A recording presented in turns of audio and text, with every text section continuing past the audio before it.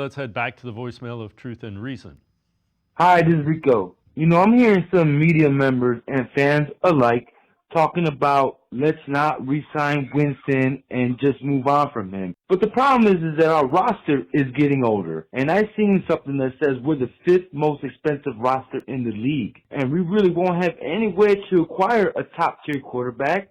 So in my opinion, why not just sign Winston to a team-friendly deal if he's willing to take it and roll with that? I understand that we just can't outright cut Watson, but they're between a rock and a hard place.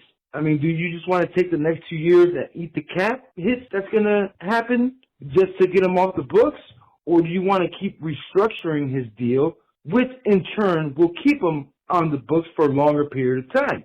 I mean, it is truly a tough decision, but if Winston plays well, I say sign him, draft the quarterback, and go from there. Thanks. What do you think?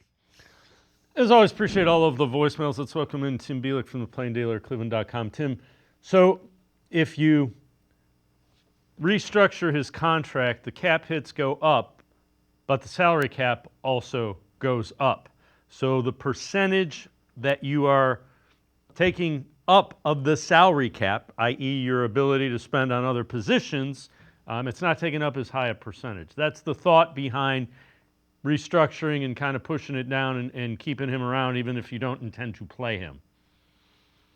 Yeah, and it's going to be very curious what they decide to do with that contract next offseason, because, I mean, I don't think there's any realistic universe where you move off from him after this season, because even looking at overthecap.com, if you decided to make him a post-June 1st cut, you still have about $118 million of dead cap on your books right there. So you're basically kind of stuck in the situation where you just kind of have to live with the 70 plus million dollars, almost $73 million cap hit he has going forward. And then maybe in 2026, if you decide to move off from him when you can make him a post June 1st cut, you keep that dead cap on, but he's not on the roster. So it's going to be interesting to see how that plays out. As for Jameis Winston, I certainly believe he's played well enough to deserve and to be a possible bridge quarterback going forward. I don't think he's a franchise quarterback, but I think he's certainly played well in 3 of the 4 games he started to prove that, he could be at least, a bridge quarterback to another long-term answer for the position.